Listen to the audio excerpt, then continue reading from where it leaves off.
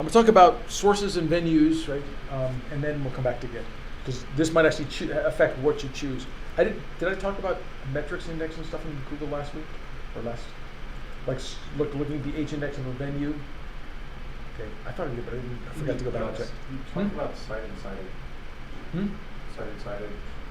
Yeah, but looking at index. the H index of a venue versus a paper. Did I talk about that? I thought you talked about the H index is. All right, I'll just make sure. I'll make sure I cover enough of it today. So let me just.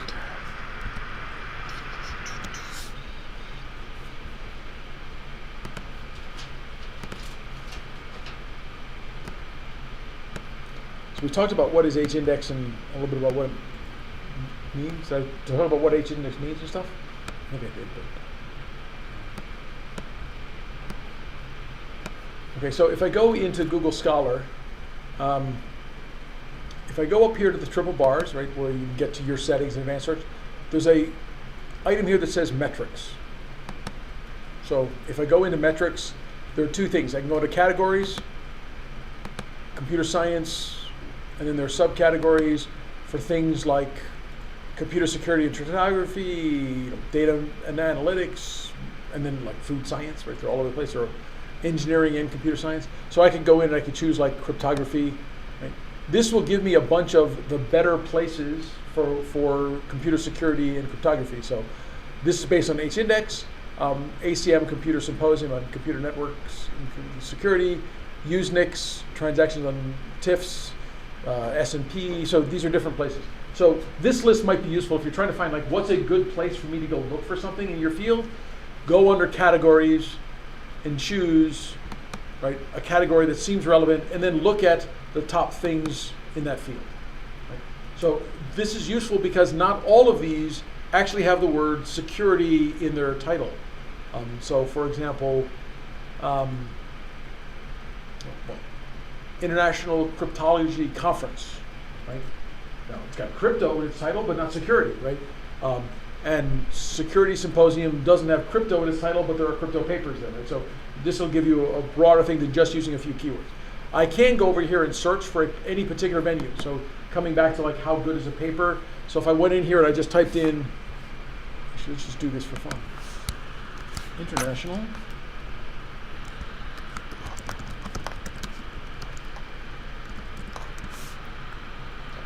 So that's Google for everything that has the phrase International Journal, right? And so I said not everything is bad. So here we have International Journal of Molecular Science, Production Economics, right? Lots of these are all pretty good journals. But if I go up here and I know I add in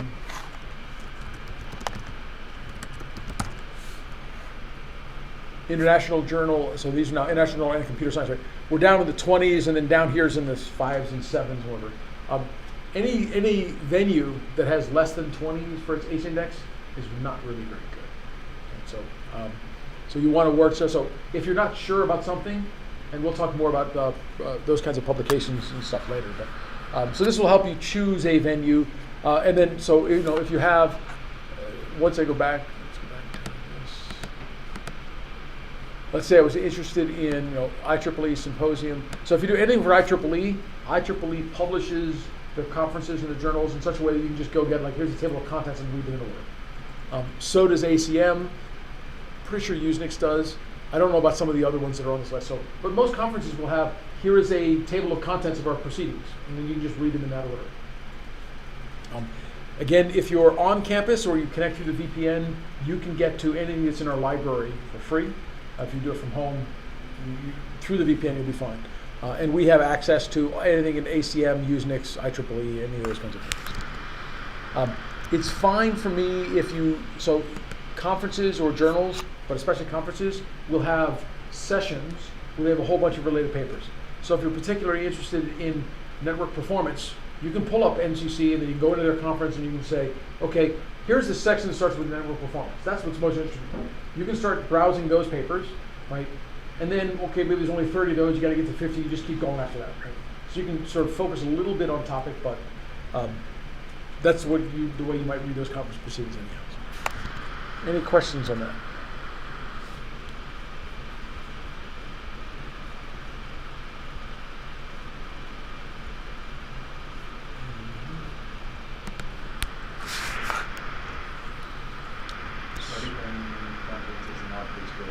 What is what? What do you any conference or journal is not useful? Okay, so in my experience, there are two categories. So the first is, so what's the journal you're interested in? Do you have one in mind, or?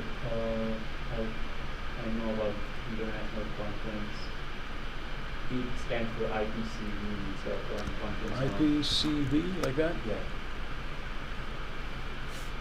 Okay. Don't know. So if Google doesn't know about it, and the conference is like been made up in the last 3 years, it might be okay. If the conference is older than 3 years and Google does not index it, it's a really bad sign. So really new things, Google takes a little bit of time to get adjusted into the system and what's going on. So sometimes it's also like they may not have the acronym. So what is IP? Inter-vehicle communication or something? What was it? International conference, computer vision. I don't know what the E stands for. So I can guarantee you that if it's a computer vision conference and its name is IPCV, it's junk. So I know all the computer vision conferences. So. try IEEE CVPR. Well, CVPR is at the top of this list. That's CVPR. right, CVPR. Right, yeah. Yeah. That's it. Even WACFE, which is a smaller conference, right? But these are the top. So this goes down to 30.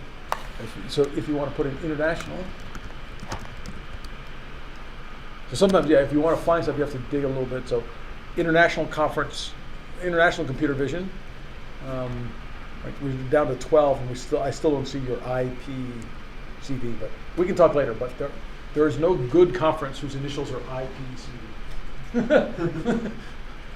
That's fine. That's my area of space. So now, if it's a really new one, it's possible that I don't know about it, but in that area, not much. And so we will talk about. Is that in today's lecture? I have a whole lecture where we talk about predatory publishing. Maybe it is today's.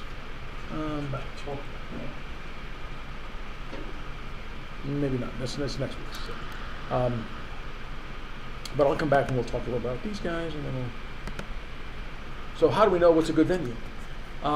So why do we cite papers? So when we're citing papers, we're doing it for two reasons. Okay, we're going to relate our problem to prior work, right? So, but we also want to establish, and we want to add and establish what's the current state of the art, which is related our work to prior work.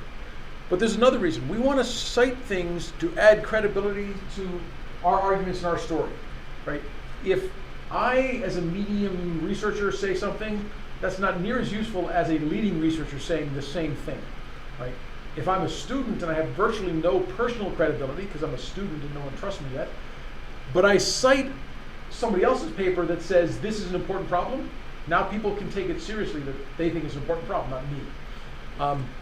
And part of this is also to show the relators we know what's important in prior work, what's solved, and what's open, right? So these first two are relational. These last two are about really our credibility, getting the reviewers to understand what's going on. So, did we talk about like why publish? Was that last week? Oh. So why do people publish? Right? Some people publish to go to exotic locations and fancy hotels. I will tell you, the more desirable the location the conference is in, generally the lower the quality. Not one-to-one, but if it's in a really good location, question its quality. Right? If they're holding it in Arkansas, no one's going there because of its location, right? They're going there, might be a local company's driving it to come here, but people are going there because of what's at the conference, not where the conference is at. Okay, you're not publishing to impress your mom, family members, right? She may or may not be, but that's not where you're doing it. I guarantee you're not publishing to become rich and famous, at least not as an academic publisher. New York Times bestseller, maybe, but not for the kind of papers you're going to do. Now, you do want to graduate, right? So if you're on our PhD program, it is a requirement. You will publish in a good enough venue. You might also want to get a job. Lots of companies will care that if you're a PhD student that you've published sufficiently and good enough quality and good enough venues. You might also do this to satisfy research contract requirements, right? You have to publish what our work is going to do. To help others learn from your experience, this is more altruistic, right? I write sometimes papers, not because I don't need any jobs, right? I'm not going to graduate, right? But I might help somebody else. To grow the body of useful knowledge, right? This is really why scholars publish, right? We want to get stuff out there to help people and to grow what's going on. So you have to recognize what is a scholarly article. They're not usually found in the magazines at the dentist's office. They're generally peer reviewed. That is, scholars read the articles and approve of them for publication. Right? The peer review process is critical. It is not the only way to ensure quality. There are some places where it's just editors. Editors are kind of peer review, but maybe not peers, right? They're editors. But generally, a peer review means other people who are experts in that field have reviewed the paper and say it's ready for publication. Our papers tend to have things like summary, conclusion, determine the author's manual. We structure our papers to make them easier. They're not just a long string of text. They refer to other works in, through citations, adding in-depth knowledge of what's going to go on. So, some sources to help you develop what I will call your junk antenna. Right? You have to decide when paper is junk. If you find an article in a subscription database, something like IEEE Explorer, InfoTrack, Lexis, you'll know the article has been published in print.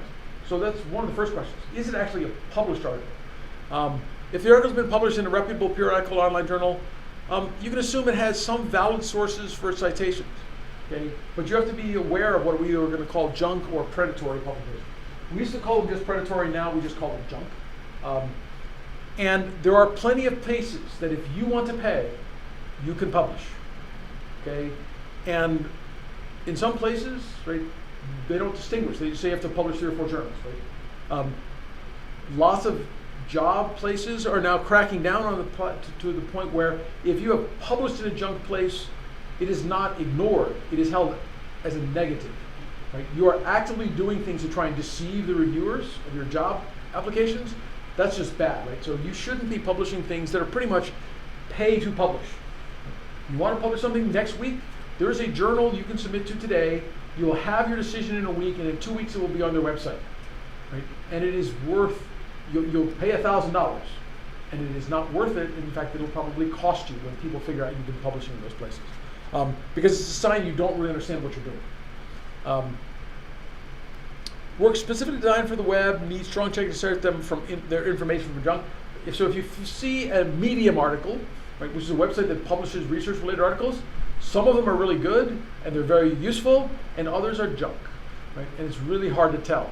Even top-name conferences. So my friends were just out at DEF CON, and there was a talk at DEF CON that got such ridicule from the audience that DEF CON pulled it off their website so that it was not published by the time it was done, because the guy who got this submitted, so DEF CON is Black Hat? maybe it was Black Hat, I can't remember which We're one. talking about Trail of Bits when they pulled the crypto guy from the stage because he was talking some way crazy things that Is it, were not is allowed the to. temporal stuff? Yeah. Okay, that was that one. So okay, DEF CON, Black Hat to me, they're like They're pretty back to close, back same and some of week. this. Yeah, no, my students work both of them, so I don't remember which was which. But it's like sometimes venues will just say that's too far over the line, and so this is a guy who paid like 10 grand to be a sponsor, and you get to give a sponsored talk, right? Which lets you then get it on their website. But in the end, they're like, no, this is just too embarrassing. This is just absolute complete garbage. There's plenty of other talks, and this is why it was such political. It's like, but there are other ones that are bad, but they didn't cross the line to the point where it's too embarrassing, right? How's the title? Control Bits? I'm curious now. You can look it up, it's all over the internet. Yeah, no worries. Temporal Bits, Black Hat removed, whoever. So the talk is gone because they didn't want it. But the guy's pushing I'm to sure get- that it's still alive on YouTube. Oh, there's I'm saying, yeah, there's no. also a bunch of articles about how they got pulled and how they're now suing UVM about, Yep. because they basically they came on stage, they got their talk pulled, but because it's a business, now it looks bad on the business, now they're suing UVM because they pulled their talk. Yeah. They're saying, we paid for this, right? We have the right to have it up there. And they're like, actually, they're going to lose their suit because the contract says they have the right to review materials and whatever. So, They should have reviewed it before. well, so that's if there's any suit to if there's any validity to their suit, it's a question of when the review had to have been done. But so things that can show up there, and so conferences have this weird fuzzy area in the middle, right? There's some that are rigorously reviewed, and others are like, well, hey, there are multiple conferences where the review process, including actually Black Hat and DEF CON, is an abstract. They never see the full paper or the presentation. They review them on a 1-page abstract and a 3-page resume. So very different process. So you want to be a little careful about bad papers. So IEEE Explorer, right? This is a big gorilla in the space of publishing. The fact that it shows up in IEEE Explorer does not mean it's not garbage. Okay? It has been through whatever IEEE's conference, or in fact, IEEE has a split model. IEEE has IEEE conferences. If the word IEEE shows up in the name of the conference, it has a different standard of review than if it's published by IEEE. So IEEE does what they call technical co-sponsorship. And there's a whole bunch of conferences that use IEEE as their publisher that are not actually IEEE whatever. If IEEE is not in the name of the conference, it's not an IEEE conference. And people get that confused. Most IEEE conferences have decent quality controls. We in fact have plagiarism controls, and you have to go through a bunch of things. Conferences that are IEEE technical co-sponsorship show up in Explore. So a conference that says, this is our Explore link, you should already start questioning the quality of that conference, because if they're publishing an IEEE but don't rise to the level of being an IEEE conference, there's a disconnect going on there. So, but it gives them some level of credibility as opposed to we publish on our own website. So there's a trade-off there. We've already talked a little bit about Google Scholar. You can find lots of things. So my recommendation is if you find something that says we publish an Explore but we're not an IEEE conference, go look them up in Google Scholar using the metrics that I just showed you and look at the conference H-index. Right? If it's less than 20, it's probably a for-profit conference. When I was early in my career, I went to one of those conferences. It was actually, unfortunately, an IEEE sponsored conference, but it was relatively new, didn't have much history. This was before Google Scholar existed. And I showed up to give a talk at what I thought was going to be a conference. So IEEE has rules, but not all societies have been following them, that says a conference has to have at least 300 people. Otherwise, it's not a conference. It's a symposium or a workshop. They have different rules for sizes. There were like 12 people in the room. It's like, and there's 6 people talking in the session, right? So it's like, and a couple of them probably had some friends, right? It was just us talking to each other, right? That's not a conference that's worth going to. You want to understand what's a good venue. And so why do you think there are conferences that like have all this junk stuff in them? Why do these exist? Money, yeah.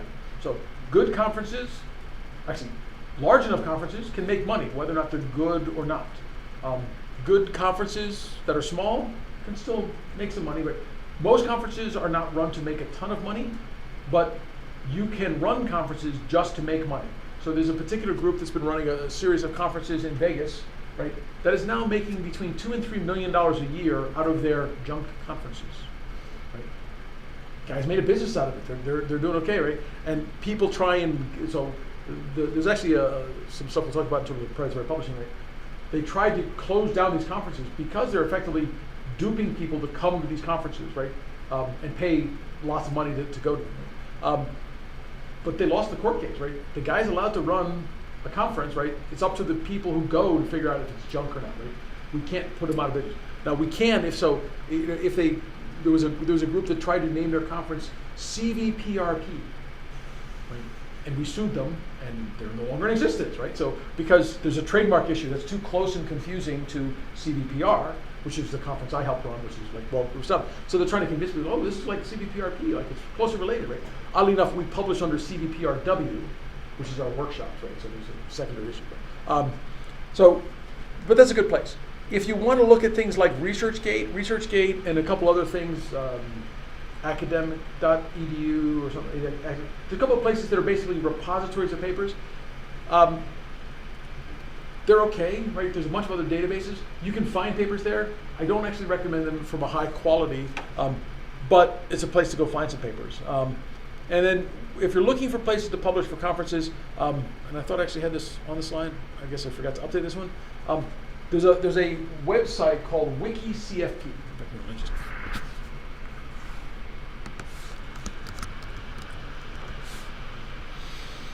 Put it back up there. WikiCFP. This is a website where lots of calls for conferences and calls for special issues and journals show up on a regular basis. So if you're looking for like what's an available conference, first you can just Google your field and conferences are coming up, but WikiCFP has a pretty good calendar of what's coming up. So it's a place to go look for those. So one of the questions that students sometimes have is like, so I've talked a lot about like H-index and citations and whatever, why does that matter? So there are some studies, these are now old, but back in the turn of the century, make it sound old, that looked at what's the correlation between how people rate groups and the publications and citations of that group. So the RAE is the Royal Academic Engineering Society or whatever in the UK, that looked at the ratings between departments and their citations. And the correlation rate is very high, like 0.91, which is extremely high correlation. And so by looking at citation counting and how experts review departments, you actually get a strong correlation. So they're very much measuring the same thing, yes. So have you heard about InspireHead.net? Inspire. InspireHead. I've been getting this weightage for my research for this purpose and that's good. I have never heard of them. I can look at it. So, and is it new things come online? So, just because I've not heard of it doesn't mean. Is it computer vision? It's not income. Yeah, I can't tell you. So I can tell you everything in my field. Outside my field, I have to look stuff up. But so if they're a group and they're reasonable. So there's a secondary thing which I guess I didn't mention. So if you look at who's running it, so who's the general chair, who's the program chair for a conference, or who are the editors, you can get a feel for how good is this venue, right? Because if the people who are running it are well-established people and they're trying to break out and do something new, it's probably going to be pretty good. ICLR is a conference that is maybe 5 years old in network learning and stuff, right? But it was started by a bunch of very high-powered people, right? So it turned out to be a pretty good conference. Hard to tell. Although with one caveat, I have been on the editorial board of 3 predatory journals that I had no interaction with, right? They just put me on their website and say I'm one of their editors. So, and that's a common practice for them because people look at it, right? They don't know. They see my name there. They think it's pretty good, right? So, luckily, I get Google searches for things that show up with my name in them. It's like, hey, that's not me. You got to take it down. So anyhow, so getting people to rate departments is really hard. Getting people to say how good are things, right? But this kind of correlation study showed that the way experts were rating things and the way citations counts work are actually extremely highly correlated. So it's a good measure for how good is something. And there's been a couple other studies that are related to that. Now it's also not terribly surprising. How do people know what's going on in your department? Because you publish, right? And so your publication rate and whether it's publishing in good venues, whatever, is directly tied to what is your reputation. So when you look at assessing the publication quality venue, you want to sort of get a feel for what's the amount of influence. How many readers are there? Or for a conference, how many people attend? And so in journals, we talk about things called the journal impact factor, or JIF. And for conferences, I'll talk about H indexes. So leading conferences, CS, by the way, is the only field that really is conference dominated. In biology, psychology, and everything else, it's all journals. They have conferences, but the conferences are just a network. They don't pretend they publish at them. CS, because of our field's growth and the way it started, we are dominated by conferences. The best publications in our field for almost every sub-area of computer science is a conference, not a journal. In fact, the best CS publication of any kind is a conference. In fact, the top 5 CS publications of any kind are all conferences. What would you consider the best? Hmm? Which one would you consider the best? Well, personally, I consider CDPR. It has the highest H index, right? And we worked hard as a community to improve it, but it actually best depends on in what field, right? Exactly. But so the best thing in security is not CDPR, right? We're not a security conference, right? So, but in almost every sub-area of computer science, the leading publication in terms of impact is a conference. There are two or three areas that are not, but. So you can look at the acceptance rates, and this is something lots of people used to do, and we were doing for a while, but we're changing. So selectivity rates, so conferences will often publish, this conference accepts 25% of its papers, or 35% of its papers, right? 75% of its papers. So what do you think about a conference that accepts 75% of its papers? Amy's laughing. Selective. It's not selective, but you're laughing. Why is it funny? Accepts almost everybody. Except almost everybody, right? So now it turns out there are conferences in computer science that accept 75% of the papers, or 85% of the papers. And what they're really trying to do is a slightly different goal, which is what lots of other fields do. Their goal is to be inclusive, to get lots of people to be able to come to the meeting, right? Lots of schools will only allow you or pay for you to go to a conference if the paper's accepted. So if you want to have a good networking event, you want lots of people to come. So you accept all of their papers. Now, there's nothing wrong with that. Just don't pretend that it's a measure of a good publication because you got into the conference that accepted 85% of it, right? It's like, to not get in there is embarrassment, but other than that, it's not much of a statement. But a number of places, including us, we're stop using selectivity ratings because lots of people have been lying. I was literally on a conference program committee, and the acceptance rate was like 85, 90%. And I don't go wrong with it. It's goal is networking, right? We show up and they're publishing that their acceptance rate was 15%. It's like, no, you guys got that backwards. That's the rejection rate. They're like, well, yeah, but if we say that, no one will come. It's like, yeah, but you can't just lie about it. It's like, we're the program committee. We say this is our acceptance rate, right? Who's going to doubt us, right? So, can't be involved in that kind of thing. Like, I agree to be on it because they said their acceptance rate was 15%, so he was right. If it had been 85%, I would not have been associated with them, right? I'm no longer associated with them. But things like H-index, which we talked about last class, are a much better measure. Total citations for a department can be useful. But let's talk about what is a journal impact factor, because I did not have this in last week's stuff. So in a journal impact factor, it's generally a 2-year window. So if I take the papers that were published in 2015 and 2016, and let's say they published 158 articles, in 2017, by tracking generally the journal articles that were published by SSCI's Science Citation Index, you find all the citations from those back into 2015 and 2016, and now I take that ratio, and it gives me an impact factor of 1.5. That is, on average, each paper I published in the 2015-2016 received 1.5 citations. Okay, so that's a modest, not horrible, not great impact factor. Really good computer science journals will have impact factors in the 4 to 7 or 8 range. The best impact factors, things like science, are like 35 to 50, maybe 100. Right? So they're much harder. So GIF is a measure of relative currency. This is the important thing about it. It's only a 2-year window, which is part of its limitation. So if it takes a while for your paper to get on, to get traction, you won't see it in the journal impact factor. It's a gross average. Average articles in nano letters, which is a particular publication, it's 10.37, right? That's their journal impact factor. But the range is 0 to 319, right? And there are 14 papers, this was a couple years ago, there are 14 papers that had never been cited at all, right? So just because it's in a good venue doesn't mean it'll get lots of citations, right? And this kind of range, right, you can sort of see why the average is so bad, right? Because the average with one paper that's got 319, right, if there are let's say there were 319 papers published, right? The average is now 1 from one paper, right? Everyone else has got 0, right? So there's a lot of skewing going on.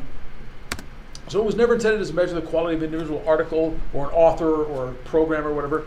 In fact, Thomson Scientific, the people who publish this, the official journal impact factors, don't. So last week we talked a little bit about the H-index. And so an H-index of 45 means a person or a department or a journal, or whatever you're measuring the unit of, has 45 articles that were cited at least 45 times.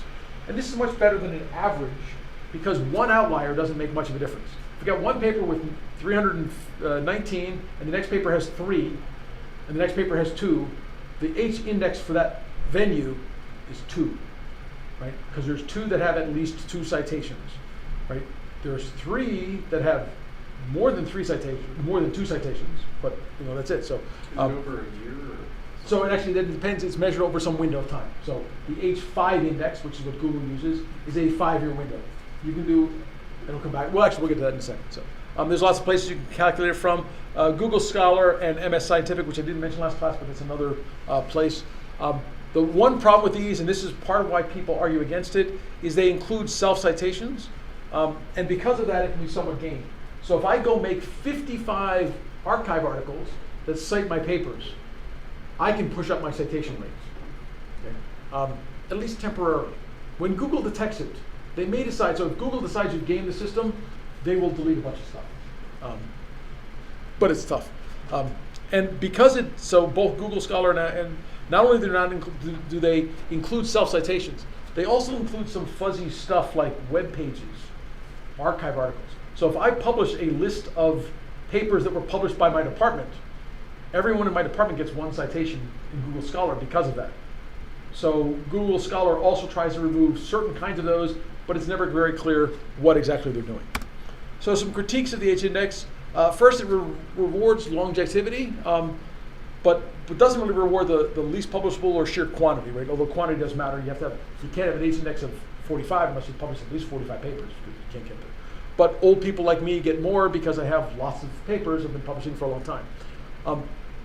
One of the bigger complaints, which is actually a little bit more meaningful, is that old work and new work are rewarded equally. So my papers from 1990 that are still being cited are counted in my H-index in one sense as much as papers from last year, right? Although one of them is not active work. So in terms of how active is somebody, it doesn't tell you. It doesn't, good or bad, it doesn't reward highly cited papers more. The fact that I have a paper with 400 citations doesn't matter.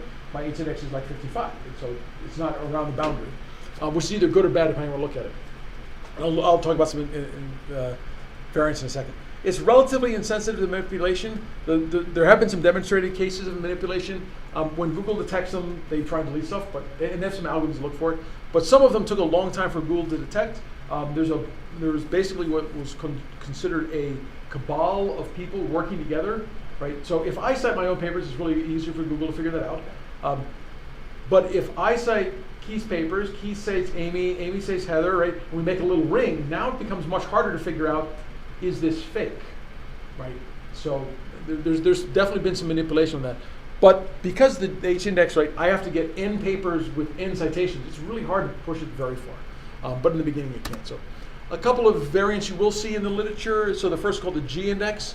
And it has G papers that have received collectively across all of them G squared citations. So if I've got one paper with 1,000 citations, it can bring a whole bunch more papers up to make my G index a little bit better. But it's, if you believe that highly cited papers have more of an impact. In terms of academic reputation, the G index, it actually has some value because one superstar paper gets a department well known. Right? So people now know who you are because you published that one paper. So the M index is the H index divided by the number of the researcher has published, which tries to normalize for longevity, but actually doesn't do a very good job of it because the H index is so much harder to increase by one, where you get older by one really easily, so it's an odd mix. The H index, which is actually the more commonly version of it, which is the H5 index, based on citations of the most recent 5 years. And there's actually two variants of this. Google Scholar uses an H5 index where you include any citation in the last 5 years to any paper the author's ever had. Okay? So my citation from a 1990s paper that occurred last year is still counted in my H5 index. But papers that were published more than 5 years ago don't get updated. Right? So this is why Google does it this way in terms of what's in them. So another variant of that counts only active papers in the last 5 years that have got cited. Right? So that's another way of looking at it. You cannot get that information out of Google, in part because Google's view is the data doesn't get updated fast enough. Google Scholars continues to evolve, and so there's talk of adding another measure for that. The other measure that Google Scholar has is what they call the I index. The IY index it's I10 in Google Scholar right now. The number of papers with at least Y citations. So how many papers do you have with, let's say it's I10, right? How many papers do you have with 10 or more citations? Saying that at least 10 means the paper is so much better. You can make it I50 or whatever. So those are other measures. There's a lot of places that do publication indexing. So it's Google Scholar and Herzog's Publisher Paris is a tool that runs through Google Scholar and computes some of the G metrics and things like that for you. There's a couple other things like SciFinder. Amazon has a search inside this book, and they actually maintain citations to books for their own stuff. The citation bridge for the U.S. Patent Office. These things were a lot more common, and I'm putting them up here, but pretty much anything you're going to find, except for Amazon's search inside the book, almost everything else you're going to find here, it's been rolled into Google Scholar, because they say, oh, that's a good idea, we're Google, we'll just wrap it in. So, a couple of other places that are worth mentioning. So CiteSeer is still around. It's been around. It went up and down in terms of its popularity. It ran into some copyright legal issues and got taken down for a little while. But CiteSeer is interesting. It maintains citations, a little bit like Google Scholar. But more importantly, it actually is a data repository. They go out and pull papers in, so papers are there. A little bit like ResearchGate, which again was also trying to go after something related. ScienceDirect does something similar. PsycInfo is similar, but it's just for psychology. I'll skip over those. So top quality venues. So when you go to look at what papers you want to read for next week, look at things, I'll come back to that. So look for things that have high impact, but also of interest to you, right? And so you can spend a little bit of time looking through the metrics, sort of saying, what's a good place? When you're going to publish, and which is going to come up, when we start talking about writing, right? Looking at top quality venues, right, is very important. I mean, the friends I have that do hiring for Facebook and Google and Amazon, right, their view is one good conference paper is worth almost a dozen of low quality conference papers, right? Why? Because it's so hard to get in and it's focused on your work that's going to have a broader impact. In practice, one good CVPR paper will on average generate as many citations as 5 or 6 tier 3 or tier 2 conferences, right? So in the publication level, but they're looking for people that can compete and get them on the national stage, which is true for the highest end companies. For companies that are looking for applications engineers, they're often looking for people that publish applications-oriented papers. And so to them, what is their best conference? So I said top venue. I didn't define what's top, right? So if you're trying to do optics, SPIE is actually a better conference than CVPR because that's where optics practitioners publish, right? Even though its H-index is much, much smaller, right? So you probably want to play a game, depending on where your career goals are, looking at both the applications areas for your field, but also the absolute best places. A common practice, which we'll come back to, is you often take a shot at the tier 1 conference. If it doesn't get in, then you move down to one of these tier 2 or 3 conferences and sort of see if it gets in.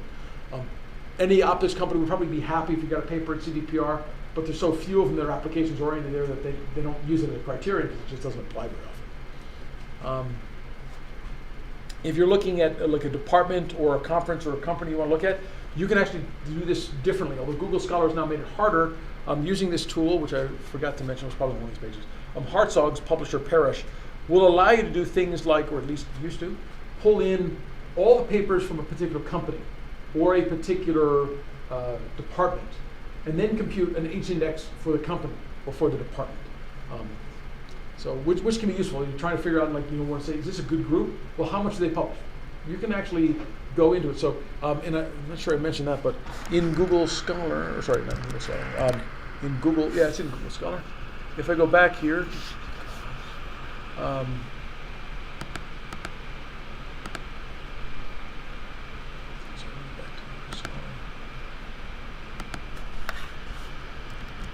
so I'm just going to look up somebody who I know is in there. So I can go look at Bir Banu, a friend of mine at Riverside, right? So this link underneath here, it says, whatever. It is the name of an organization. So this is not quite an H-index for an organization, but this is going to show me the H5 index of the top people at the University of California at Riverside. And so this person's got 113,000, whatever is his H-index, right? And then this list goes on. So you can use this as another way of, at a rough feel, right? So if I went in and I searched for, I like to beat up on Apple. Oh no, I need to. It's Apple Inc. So this is sort of like, here are the people and their H5 index who are currently associated with Apple. Right? And so as an organization, you can sort of feel what's going on. You'll notice that Apple is not as near a high publication level as some other organizations, right? And you can do the same. So if you can guess the name of the organization, Samsung. Yeah, so different groups will have different things. So I'll go in. Oh, no. You told me here. So this is Samsung.com. So you can get a feel for companies as well. It's not as easy because of the way they get factored, but you can get a pretty good feel for that. You can't, unfortunately, do departments. You can do universities, but not by department.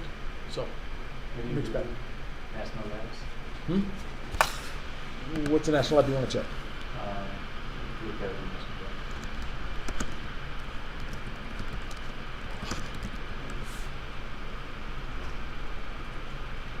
I can't spell, so I got to get close and then. Well, there you go. Okay, national lab. Right. So yes, any group that has. So if multiple people list an organization as their group, then they show up that way. But they don't go to sub-levels, right? So if there's like a lab inside of Brookhaven, you can't see it. Just like you can't see cs.uccs.edu, you can only see uccs.edu at this level. You can actually do, if I do I can ask for that, right? But it won't give me anything. If I do this,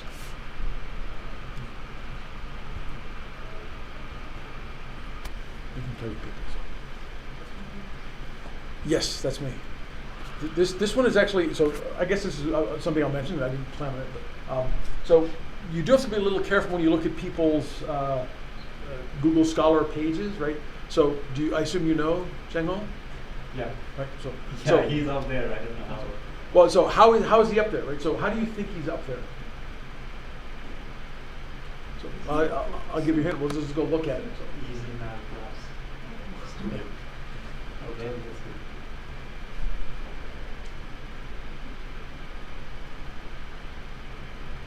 Do you notice anything? Year 2003. Yeah. Well, so these are by citation. If I do it by year.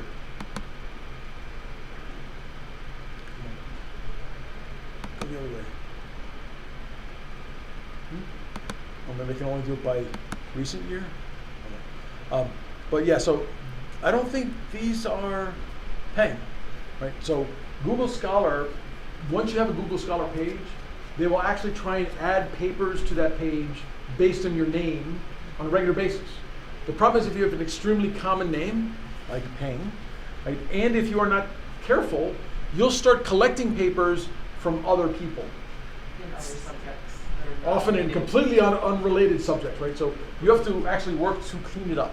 I need to have a chat with him to get him to clean it up. But right now it doesn't really matter much to him, but when you go to look for a job, if your Google Scholar page has a bunch of other people's stuff on it, they're going to think your resume padded. You're intentionally not cleaning up stuff to make yourself look good, which looks really bad when they detect that, right? We've actually had a case or two where we had candidates, so when you apply for the position in our department, we make them submit a Google Scholar link. And if that Google Scholar link has lots of garbage in it, it's viewed very negatively. That's it. It's like this person either doesn't care enough or is intentionally doing it. We can't tell which, but neither of which is a good sign for a faculty member. Like if you ask them, no one's asked him for his link, so maybe it's not such a bad thing. He's made one up and doesn't know what's going on. But if you make your own page, and you should track your citations. Then you would want to make sure that you're getting them right. And it is unfortunate for people who have a particularly common name, right? It's a little bit easier for me. There's only about 75 bolts that publish, which is more than I thought. So it used to be very few of us, but there's more of them out there now. Oh wow, we're at 4:20 already. I guess I will not get into Git today. I will do Git at the beginning of next class. Any questions for today?